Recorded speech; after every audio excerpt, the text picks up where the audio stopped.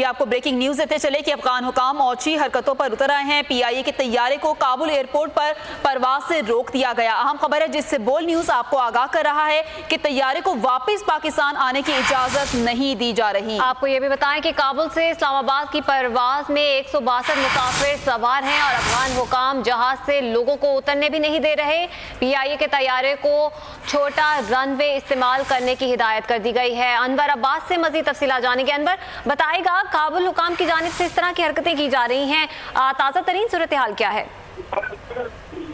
जी बिल्कुल, ये पहली मर्तबा नहीं है कि अफगानिस्तान की जानिब से पाकिस्तान दुश्मनी का मुजाहरा किया जा रहा है, बल्कि ये अब एक मामूल बनता जा रहा है जिसपे कि पाकिस्तान को सख्त रिजर्वेशन या तहफ़्ज़ात का इजहार करना पड़ेगा। क्या हुआ है जिसमें कि पाकिस्तानी इंटरनेशनल एयरलाइंस का एक छोटा हत्यारा जो कि काबुल पहुंचा था, जब उसने वापसी के लिए टेक ऑफ करना चाहा तो अफगान हुकाम की जानिब से उसे रोक दिया गया और उसे ये पायलट को हिदायत जारी की गई कि वो छोटा रनवे इस्तेमाल करे, जबकि बड़े रनवे पे मुत्तहिदा अरब अमारात और दीगर ममालिक के जो त्यारे हैं वो मामूल के मुताबिक उड़ान भर।